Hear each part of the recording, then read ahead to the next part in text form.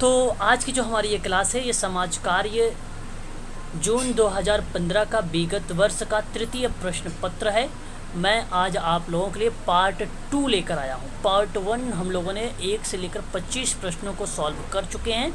आज हम उसी के आगे बढ़ेंगे, क्वेश्चन नंबर 26 लेंगे।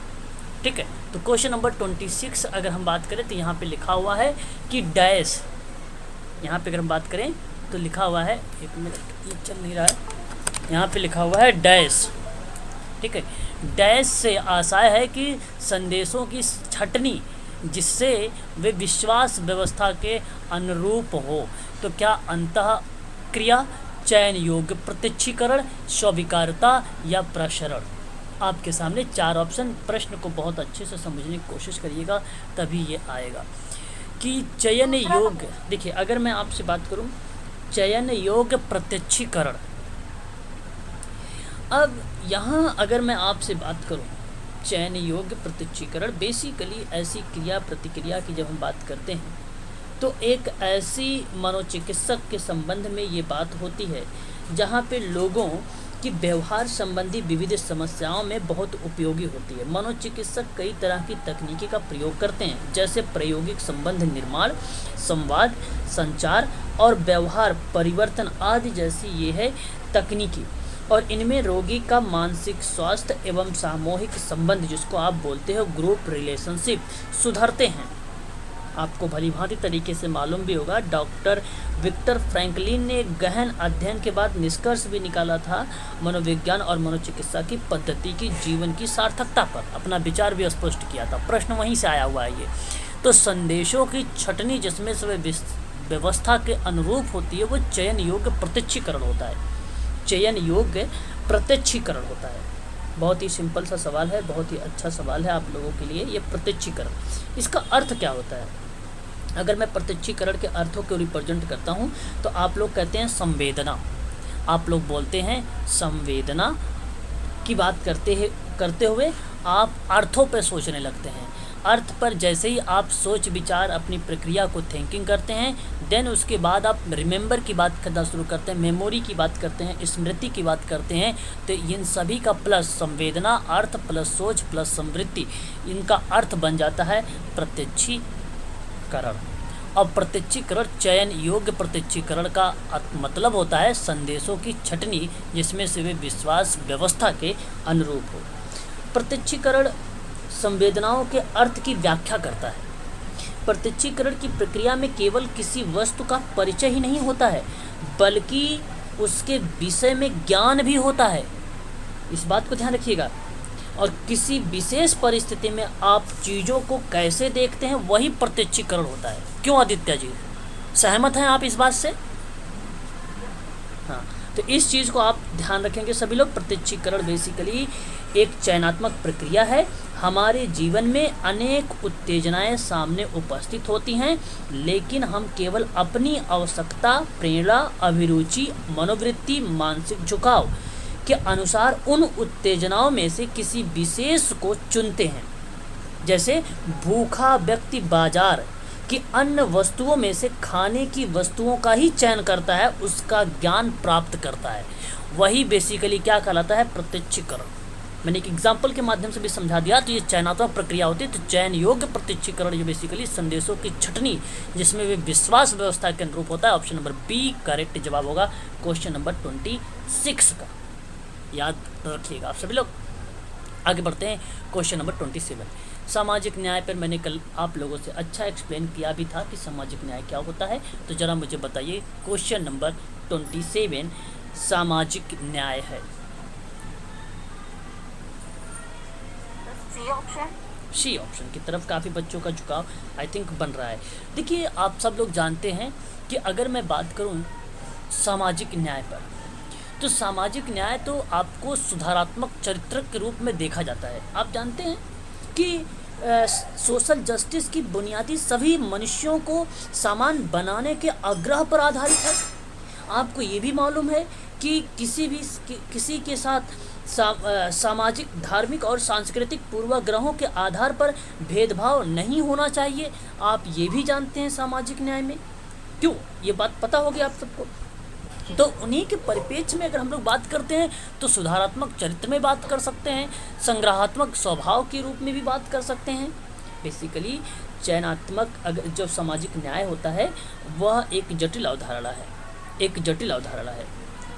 बहुत सारे विद्वानों ने सामाजिक न्याय को लेकर कई परिस्थितियों में हर एक के साथ समान वार्ता न्यायोचित नहीं होता है। जैसे कि एक स्कूल सभी छात्रों को एक ही परीक्षा देने का कहा जाए तो चाहे वो जिस भी कक्षा में हो, तो इस स्थिति में एक स्कूल के सभी छात्रों को समान बर्ताव के तहत समान परीक्षा देनी होगी। तो यह तर्क सही नहीं होता है सोशल जस्टिस के अकॉर्डिंग अगर हम बात करते हैं तो बेसिकली यहाँ पे अगर हम बात करें सामाजिक न्याय में सुधारात्मक चरित्र में देखा गया है, संग्रहात्मक स्वभाव में भी देखा गया है, और आपका कमज़ोर वर्गों के पक्ष में वरीयता व्यवहार की बात की गई, ना कि कानूनी न्याय। कानूनी न्याय आपका यहाँ पे सही स्टेटमेंट नहीं होगा, है ना, इसलिए आप ध्यान रखिएगा।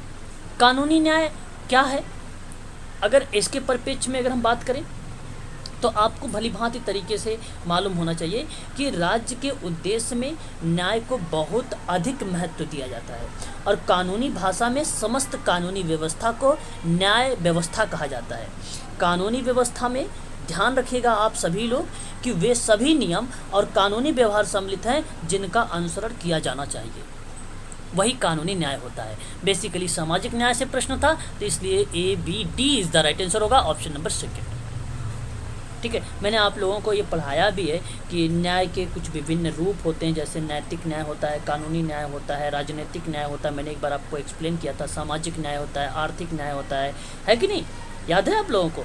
इस पर मैं जिक्र कर चुका हूँ आप लोगों से। आगे बढ़िए और क्वेश्चन नंबर 28 को लीजिए।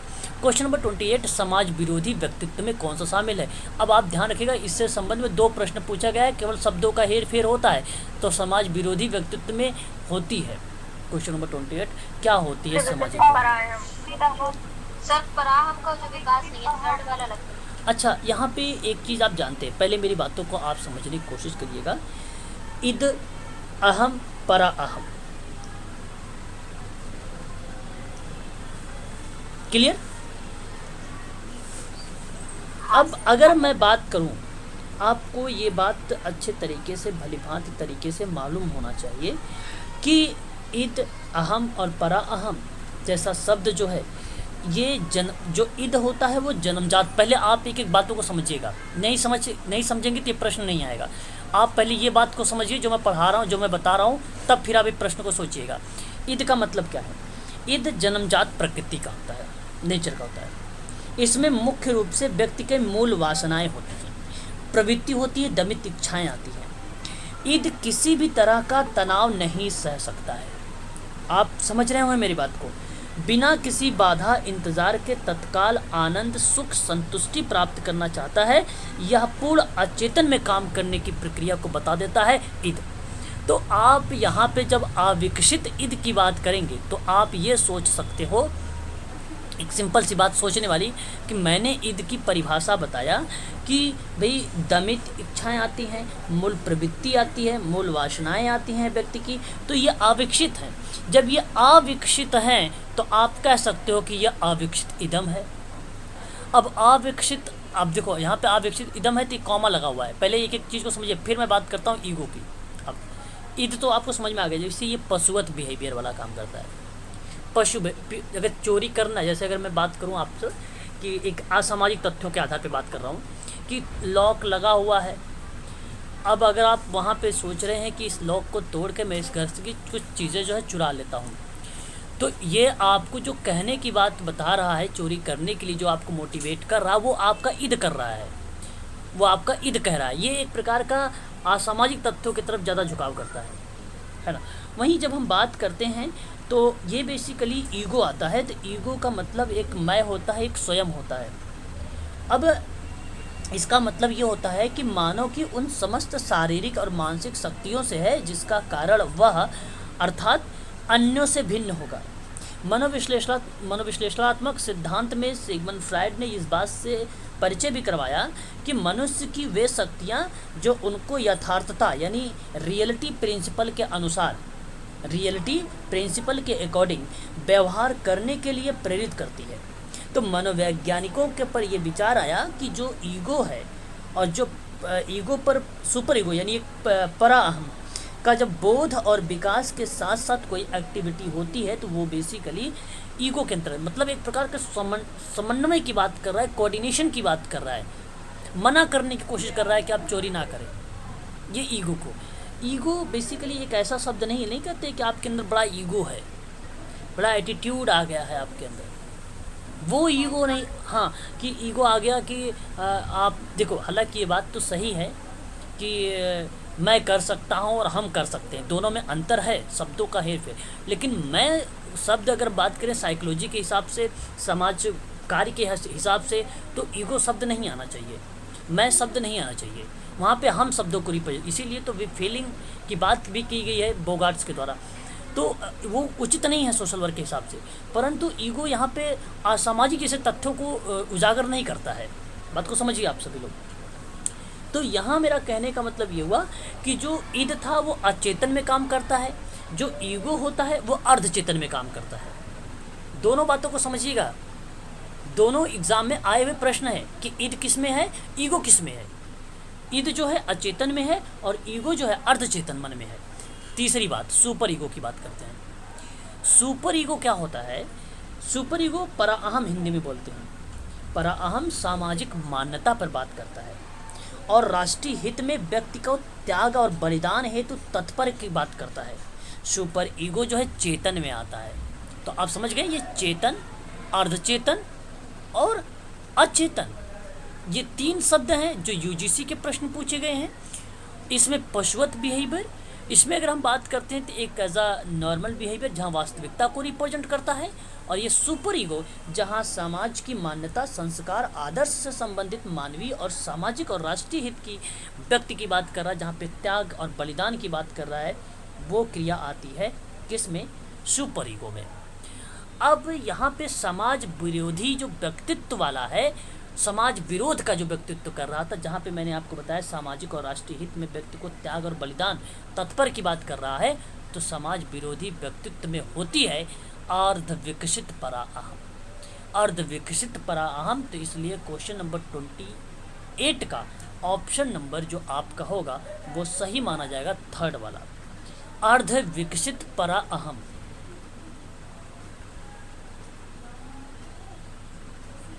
क्लियर रहेगा?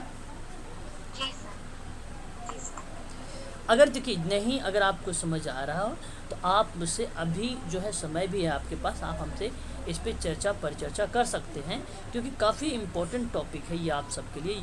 यूजीसी में ये पूछा जाता है, तो हो सकता है ये दोबारा से भी आपके पास आ सकता है ना। चलिए तो फिर आगे बढ़ते हैं। अगर आपको ये मालूम है तो अच्छे से पता है तो अच्छी बात है। क्वेश्चन नंबर 29, व्यवहार परिवर्तन में अध्यार्था सिद्धांत का संबंध। अब मैं आप सबसे कहूँगा इसकी इंग्लिश देखने की कोशिश करिएगा। अध्यार्था सिद्धांत की इंग्लिश क्या होती है?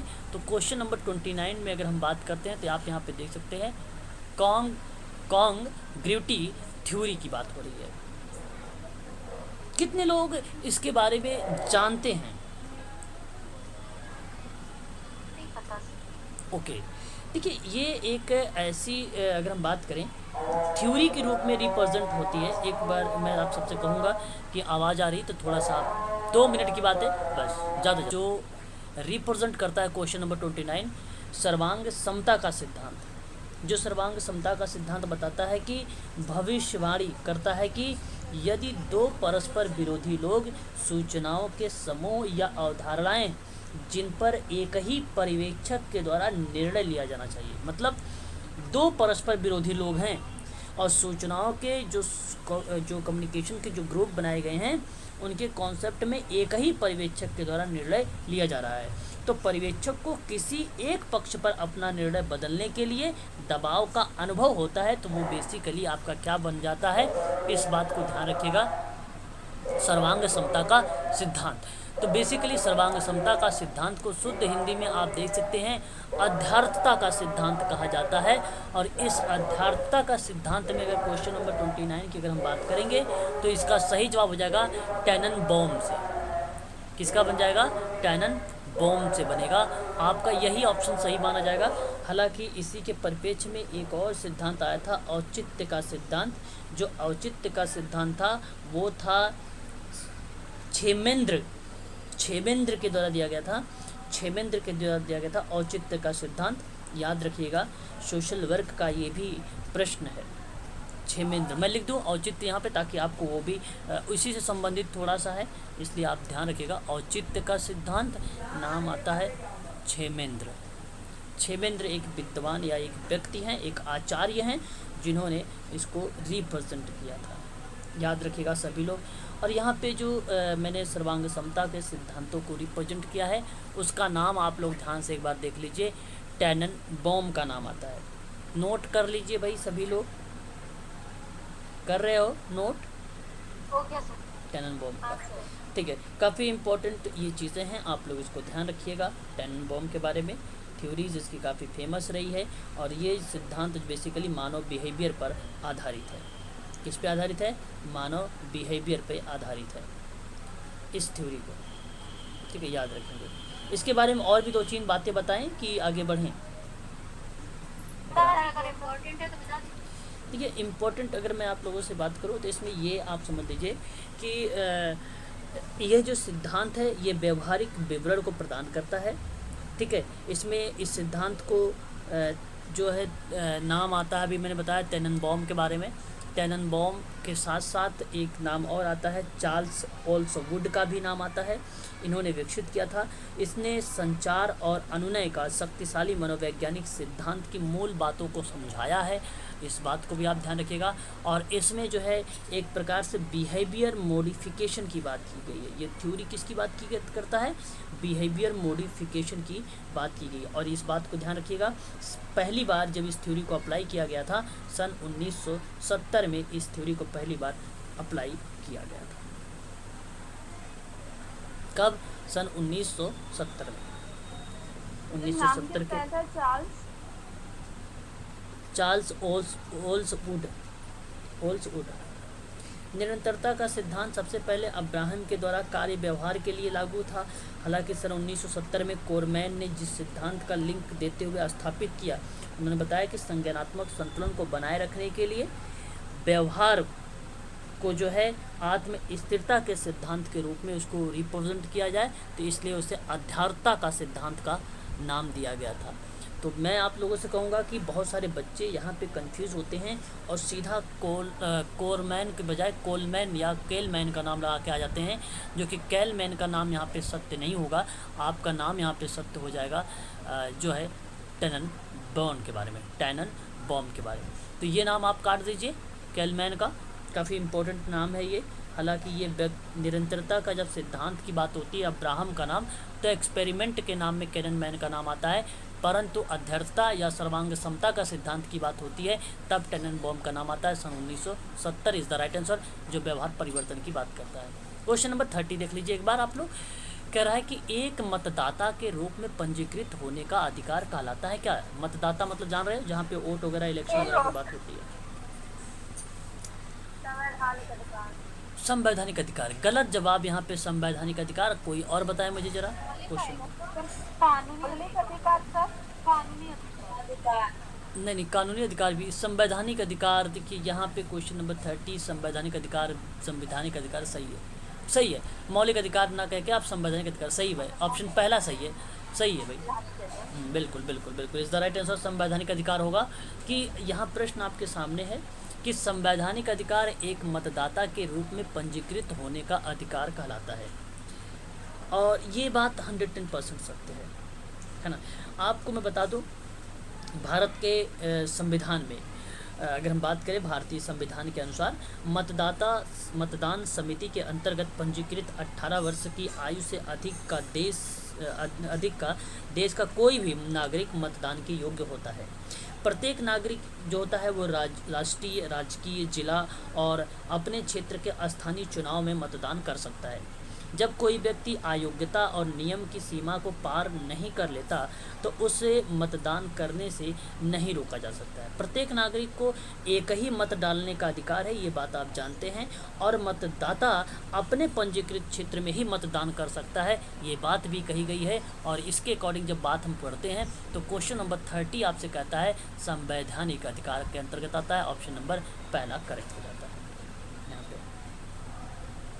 मतदाता का अधिकार आपने सुना होगा एक जानने का अधिकार होता है। सभी मतदाताओं को चुनाव में भाग लेने और प्रत्याशियों की जानकारी का पूरा अधिकार है। भारतीय संविधान की धारा 19 में कहा गया है कि नागरिकों को ये अधिकार दिया गया है कि अपने अधिकार के द्वारा कोई भी व्यक्ति प्रत्याशियों की चुनाव घोषणा पत्र की जानकारी और वित्तीय लेखा जोखा आपराधिक पृष्ठभूमि के बारे में जान सकता है, ये उसका अधिकार है। आपने देखा होगा जब वोट आप देने जाते हैं तो एक नोटा का वो होता है, नोटा लिखा होता है ऐसे इलेक्शन उस पर मशीन पर सबसे नीचे। तो मतदाताओं को अपना मत ना देने का अगर ये भी पूरा अधिकार है तो आप नोटा दबा दीजिए, तो वहाँ पर आपका जो वोट जाएगा वो आपका बेसिकली काउंट होता है, ऐसी बात नहीं, लेकिन आप प्रत्याशियों को चुनाव नहीं किए हैं उसको बताता है। इस बात का रिकॉर्ड ये रखा जाता है कि नोटा के माध्यम से मतदाता चुनाव से उतरे प्रत्याशियों के किसी भी चुनाव में चुनने का अधिकार का प्रयोग करता है। बेसिकली आप ये बताना चाहते हैं कि ये शायद नेता यहाँ का जो है इसके योग्य नहीं है इस क्षेत्र का, जो नोटा जैसे चीज़ों को बताता है। आपको मालूम होगा अनपढ़ और अशक्त जो मतदाता होते हैं उसका भी अधिकार इसके अंतर्गत बात कही गई है। ठीक है, ये चीज़ आप लोग ध्यान रखिएगा, काफ़ी इम्पोर्टेंट ये आप सबके लिए सवाल था। कानूनी अधिकार गलत है, मौलिक अधिकार भी गलत है और मानवाधिकार भी गलत है। ऑप्शन नंबर संवैधानिक अधिकार इज द राइट आंसर है। क्वेश्चन नंबर 31 देखिए आप सभी लोग, कह रहा है निम्नलिखित में से कौन सा किसी आदेश का नकार व अवज्ञा है। बात को समझिएगा, प्रश्न है कि निम्नलिखित में से कौन सा किसी आदेश का नकार या अवज्ञा है। नीचे दिए गए कूट का अपने उत्तर का चयन करिए। जरा बताइए आप लोग, विप्लव, विद्रोह, उपलव और बाल अपराध, क्या कहना उचित समझेंगे। क्वेश्चन नंबर 31 देखो, पहले आपको समझना होगा विप्लव किसे कहते हैं।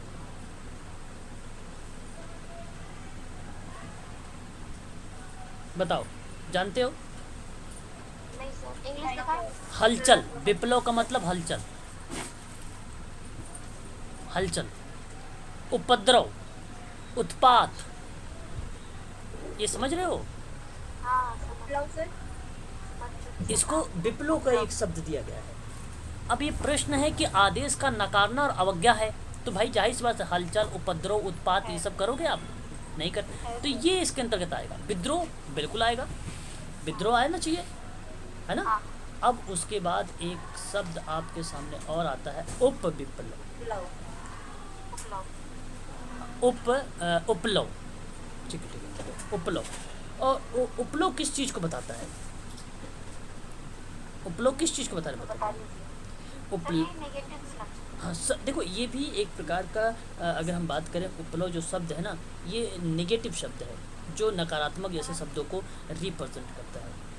और इसमें अगर हम बात करते हैं तो ये प्राकृतिक उपद्रव या विद्रोह या विप्लव या उत्पाद जैसी शब्दों को रिप्रेजेंट, ये बेसिकली उपलव जो है संस्कृत संज्ञा पुल्लिंग शब्द माना गया है इसमें। तो ये तीन है आपके जो आदेश और नकार और अवज्ञा से संबंधित बताते हैं। मैं आपसे कहूँगा बाल,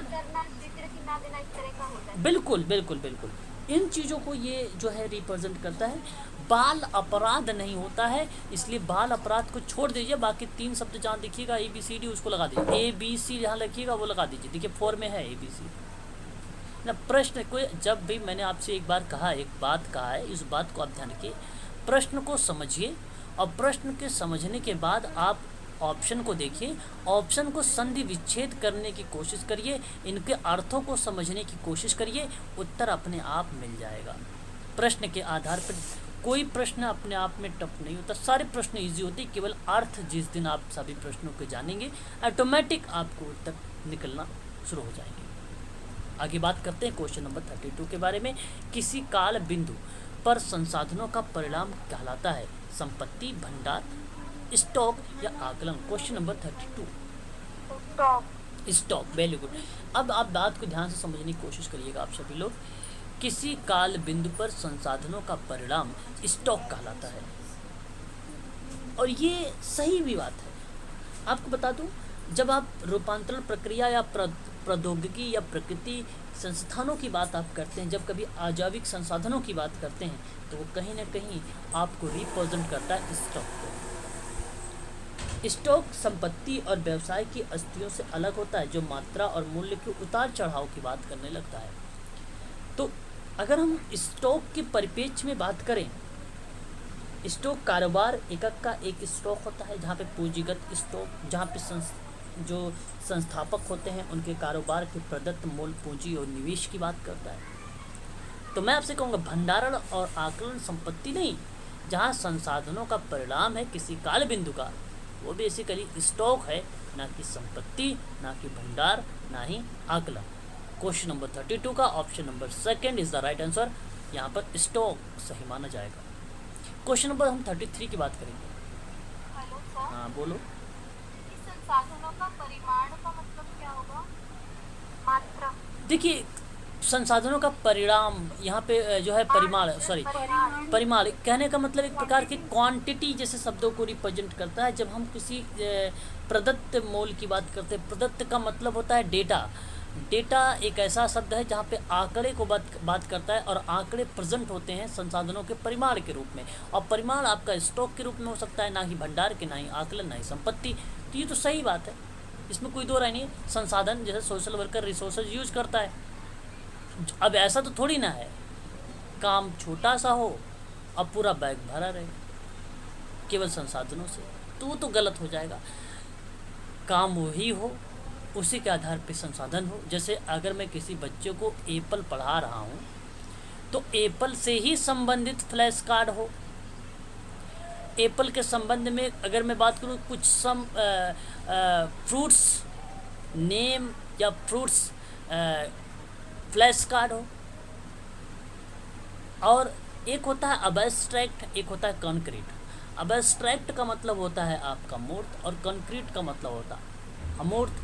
तो आपके पास अबस्ट्रैक्ट जैसे कुछ चार्ट हो, आपने एक बड़ा सा चार्ट पेपर बनाया, उस चार्ट पेपर पर एप्पल बना दिया। अब बच्चों को पढ़ा रहे हो, देख बेटा ये एप्पल है, ठीक है।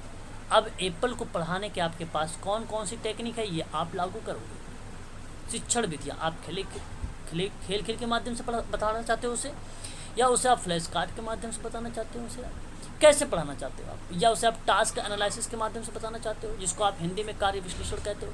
ये आपके ऊपर डिपेंड करता है। तो संसाधनों का जो परिमाण होता है वो बेसिकली स्टॉक के रूप में होता है। Option number B is the right answer. Question number 32 dash एक ऐसा अधिकार जो दूसरे व्यक्ति या समूह की क्रिया पर निर्भर नहीं करता है। बात समझ में आ रही है आदित्य? आदित्य सर, सकारात्मक अधिकार। देखिए भाई, मैं कुछ बच्चों से पूछता हूँ, लगता है मुझे कि सो जाते हैं पढ़ते पढ़ते। आदित्य गायब हैं?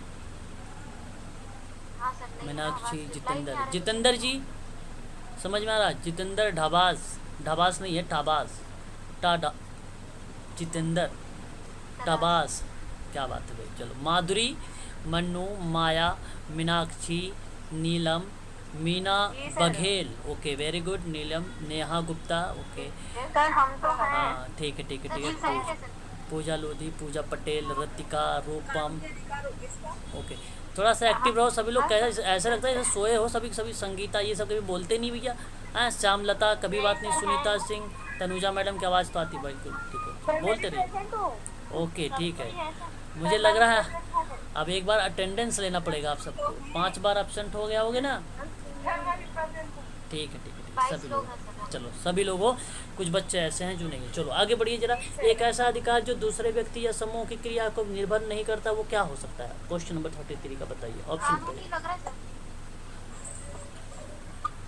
ओके। अच्छा, अगर मैं आपसे बात करूं, यहाँ पे समझिए, देखो कानूनी अधिकार। देखो अभी भी मैंने थोड़ा सा कानून के बारे में बताया था, जहाँ पे नियम बताए जाते हैं, रूल रेगुलेशन बताए जाते हैं कानून अधिकार के अकॉर्डिंग। आप एक शब्द पढ़िए यहाँ पे कि अगर नकारात्मक अधिकार एक ऐसा अधिकार है जो दूसरे व्यक्ति या समूह की क्रिया पर निर्भर नहीं करता, बाकी आप सकारात्मक अधिकार की बात कर लीजिए, आर्थिक अधिकार की बात कर लीजिए, कानूनी अधिकार की बात कर लीजिए, तो जाहिर सी बात है समूह की क्रिया पर निर्भर होता है। भाई निगेटिव अधिकार क्या हो सकता है, कोई बताए क्या हो सकता है? नकारात्मक अधिकार क्या हो सकता है? जो नहीं होना चाहिए पर है।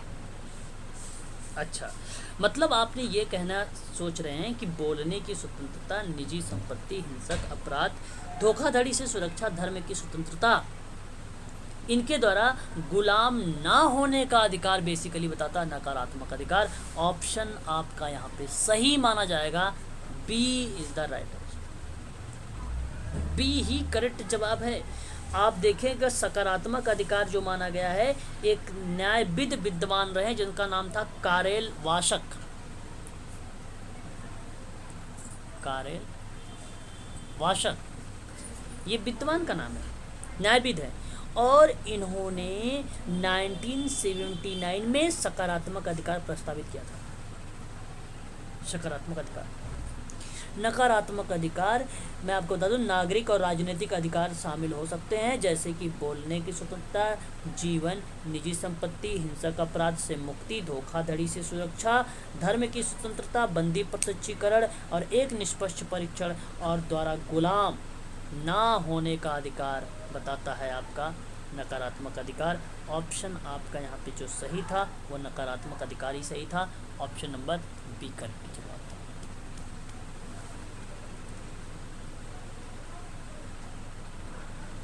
समझ में आया? सर एक बार बता दीजिए, एक्सप्लेन कर दीजिए, तो मुझे नहीं आया।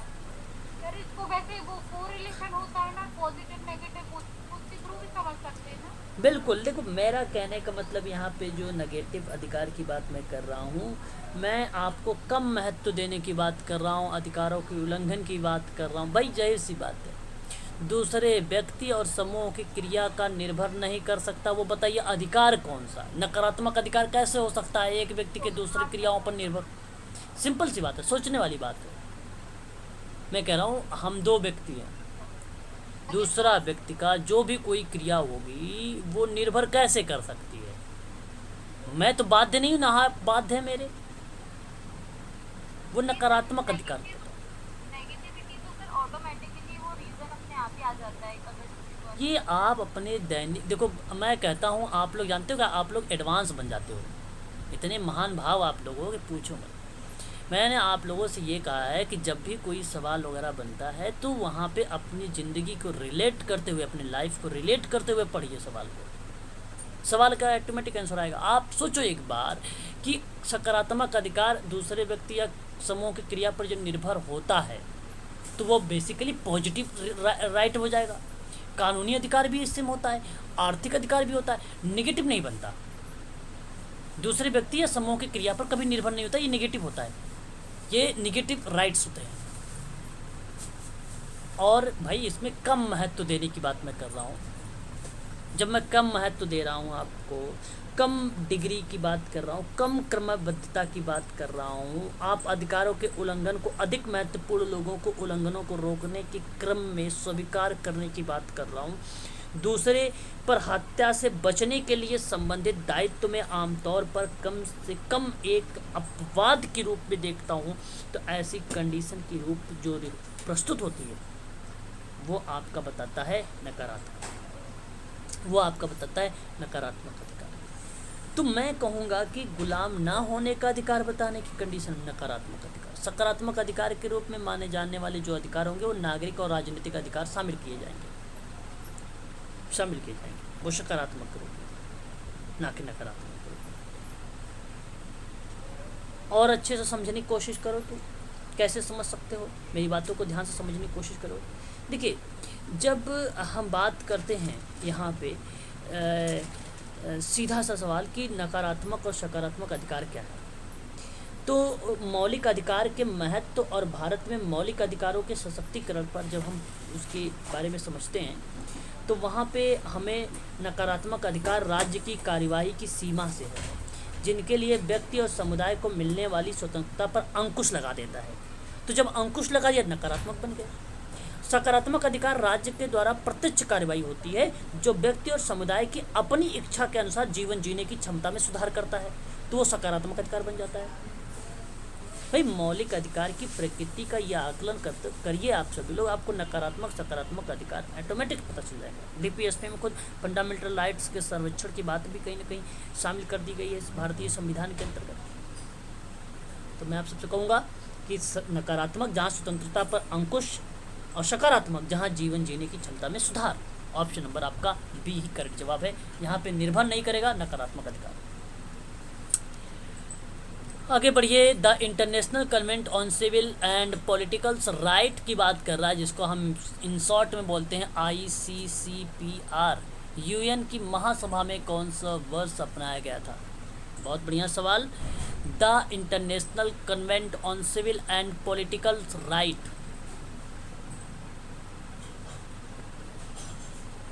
1960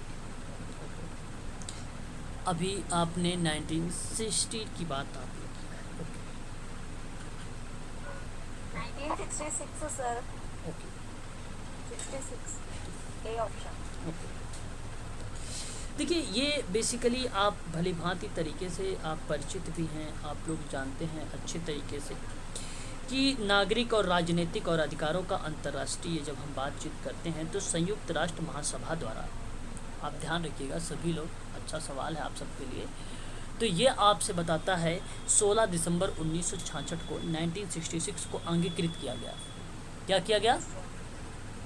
अंगीकृत किया गया 16 दिसंबर 1966 को। आपको बता दूं 23 मार्च 1976 को ये लागू हुआ। 23 मार्च 1976 को क्या हुआ? ये लागू हुआ। मई 2012 में 167 राज्यों द्वारा जो है वाचा की एक प्रकार की पुष्टि की गई थी। हालांकि अगर मैं यहाँ पे बात करूँ, आत्मनिर्णय के अधिकार को बढ़ावा देने की बात करता है ये, या लोगों को अपने प्राकृतिक संपदा और संसाधनों में जो है संसाधनों को स्वतंत्र स्वामित्व और व्यापार और निपटान के अधिकारों की मान्यता देता है।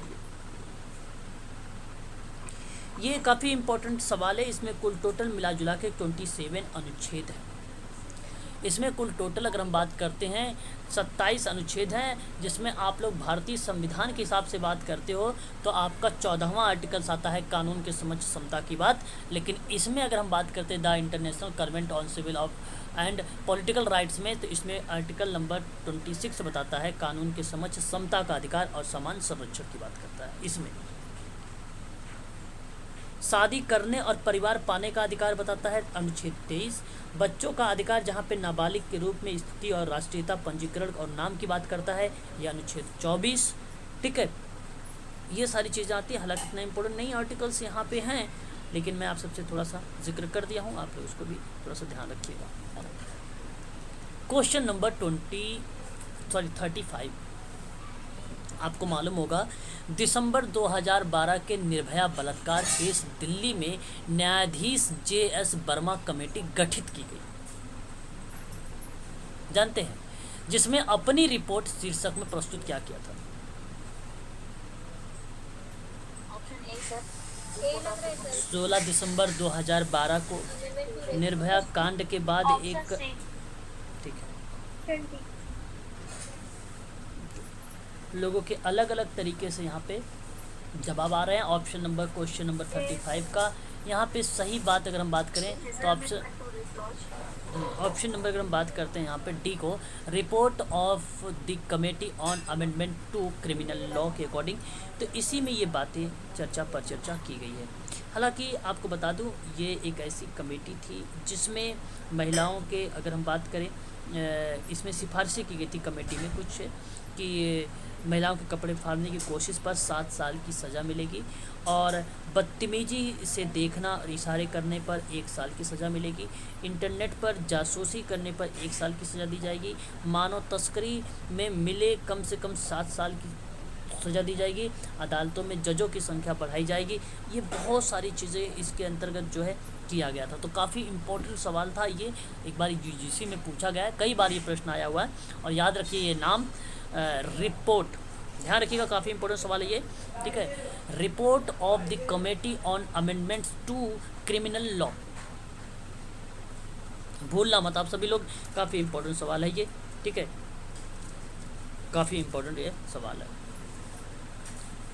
याद रहेगा। तो 2013 कब आई थी सर देखिए ये बेसिकली, शर्मा कमेटी? देखिए ये बेसिकली अगर हम बात करते हैं 2012 में बनी। यहाँ पे निर्भया अमेंडमेंट की बात हो रही है, अमेंडमेंट की बात हो रही है, तो अमेंडमेंट की जो बात की गई थी वो दिसंबर 2012, 16 दिसंबर 2012 के बाद जो कांड हुआ था निर्भया कांड, उसके बाद से ये चीज़ें चलाई गई थी, तो आप 2012 को लगाइए, यहाँ पे करेक्ट जवाब होगा। हालांकि इसमें बहुत सारे 1 नवंबर 1996 को ये बेसिकली एक प्रकार से कई तरीके से काम करता है, the criminal law amendment act 1932 Indian कानून है ये, ठीक है। Report on the committee on amendment 2 की बात करते हैं तो उसी के अंतर्गत ये बातें यहाँ पर बताई गई है। 2013 का भी अगर हम बात करते हैं राजपत्र में भारत का, तो हमें भी देखने को मिलता है 2013 में भी, ठीक है। इसमें जो पूरा सर इसी के सिस्टम बाद बताया तो गया। पास्को आया था 2013 में, चेंज हो गया। देखो पोस्को के संबंध में मैं आप सबसे यहाँ पे सवाल पोस्को के परिप्रेक्ष्य में नहीं था ये, है ना, ये हालांकि हाँ आप ये कह सकते हो कि उसके संबंध की बातें यहाँ पे बता सकते हो, है ना, पोस्को एक्ट, तो वो आप यहाँ पे बोल सकते हो। उसमें पोक्सो एक्ट जो है महिला और बाल विकास के मंत्रालय के तहत 2012 में जो था ना, इस कानून के ज़रिए नाबालिग बच्चों के प्रति यौन उत्पीड़न, हाँ, यौन शोषण और पोर्नोग्राफी जैसे यौन अपराध और छेड़छाड़ के मामलों में कार्रवाई की जाती थी। तो इस कानून के अंतर्गत अलग अलग अपराध के लिए अलग अलग सज़ा भी निर्धारित की गई थी, है ना, पोस्को एक्ट में। तो ये तो आप जानते होंगे, भारत के संविधान में अगर मैं बात करूँ, आप जानते हैं सन 1950 से ये लागू हुआ और किशोरों के लिए अलग कानून की व्यवस्था की गई, और 1992 में जो है अमेरिका में संविधान से ये लिया गया। फिर बालकों के प्रति होने वाले यौन अपराधों के प्रतिषेध कानून के रूप में 2012 में 2002 में अधिनियमित हुआ, वर्ष 2012 में कानून के रूप में ये लिया गया, ठीक है। तो ये चीज़ें आप यहाँ पे सोच सकते हैं, परंतु यहाँ पे प्रश्न जो था निर्भया था, तो आप उसी के हिसाब से बात करेंगे। ऑप्शन आपका report of the committee on amendment to criminal law, option is the right answer, D correct माना जाएगा, 4 वाला, ठीक है। संगठन में प्रकारात्मक फोरमैनशिप की धारणा किसने प्रारंभ की? देखिए ये बहुत इम्पोर्टेंट सवाल है, क्वेश्चन नंबर 36, ओके, ठीक है। आप सभी लोग ध्यान से समझने की कोशिश करिएगा। संगठनात्मक प्रकार्यात्मक फोरमैनशिप, FW टेलर,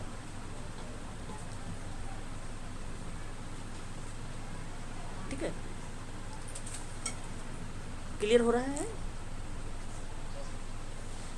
तो ये बेसिकली संगठन के अंतर्गत यहाँ जब बात हुई, हालांकि आपको बता दूँ FW टेलर ने जो है एक वैज्ञानिक प्रबंधन के रूप में, जिसको आप फ्रेडरिक W टेलर के नाम से जानते हैं, इसने कार्यात्मक सिद्धांतों की अवधारणा को प्रस्तुत किया। आपको मैं बता दूं इनकी किताब है, काफ़ी ज़्यादा फेमस रही है, चर्चित रही है, टेलर की, जिसमें इन्होंने सिद्धांतों की व्याख्या किया था, कार्यात्मक सिद्धांत को लेकर। किसके? कार्यात्मक सिद्धांत को लेकर, है ना। और इसके अंतर्गत अगर मैं बात करूं आप लोगों से, इग्नू की अगर आप बुक पढ़ेंगे ना, तो उसका बेसिकली पूरा कॉन्सेप्ट दिया गया है फोरमैन, इसका टेलर का। टेलर बेसिकली पैटर्न एक निर्माता थे, टेलर महोदय एक विद्वान थे। जो है इन्होंने, अगर हम बात करें, वैज्ञानिक प्रबंधन की ये जनक कहे गए। वैज्ञानिक प्रबंधन के जनक कौन है? F टेलर थे। और टेलर का जो सिद्धांत था, एक था कार्य दर प्रणाली, जिसको प्राइस रेट सिस्टम बोला गया था, ठीक है। क्या बोला गया था? प्राइस नहीं कहेंगे, पीस रेट कहेंगे, पीस रेट, PIECE,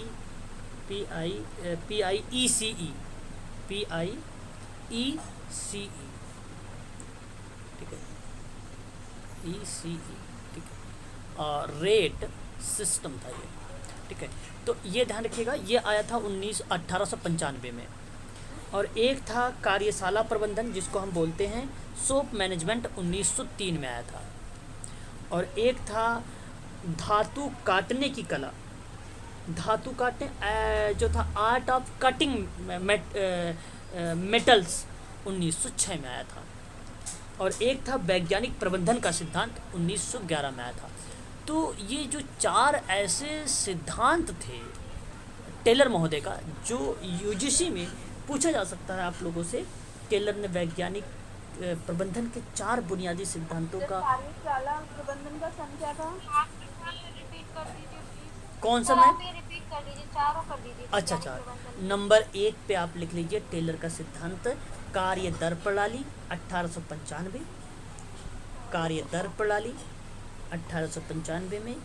नंबर 2 पे लिख लीजिए कार्यशाला प्रबंधन 1903 में टेलर का सिद्धांत है। नंबर 4 पे लिख लीजिए धातु काटने की कला 1906 में, और नंबर 4 पे लिख लीजिए वैज्ञानिक प्रबंधन का सिद्धांत 1911 में। तो ये 4 ऐसे सिद्धांत थे जहाँ पे उद्देश्य कार्य विधि प्रौद्योगिकी और तकनीकी को मानवीकृत किया था। जी, लास्ट क्या बोला सर आपने? वैज्ञानिक प्रबंधन के सिद्धांत। तो आप बता जी, मैम क्या है सर इसका? 1911 देखो स्क्रीन पे लिखा हुआ है 1911। जो आप बुक बता रहे थे उनका क्या नाम है जो कार्य करते हैं? जी देखो, अगर हम इनके टेलर महोदय के अगर हम बुक वगैरह की बात करते हैं, ये काफ़ी फेमस पर्सन, तो मैं आप सबसे कहूँगा कि इनका जो बुक है सिद्धांत में, आप अभी जो आपने लिखा है ना, इन सिद्धांतों को ध्यान रखिएगा, इन्हीं सिद्धांतों में ये आते हैं टेलर महोदय की बुक। सिद्धांत में कार्यात्मक फॉर्मेट। देखिए बेसिकली फंक्शनल जो फोरमैन है ना, टेलर ने कार्यात्मक फोरमैन की अवधारणा की वकालत जब कर रहे थे तो कुछ 8 विशेष पर्यवेक्षकों के बारे में बताया था। 8 विशेष पर्यवेक्षक के बारे में, है ना। बस 8 आप नोट कर लीजिए, नोट करने की ज़रूरत नहीं, केवल आप सुनना सुन लीजिए, इतना डीप में एग्ज़ाम में तो नहीं जाता है। 8 इसके थे। नंबर 1 था ऑर्डर ऑफ वर्क और रूट क्लर्क। नंबर 1।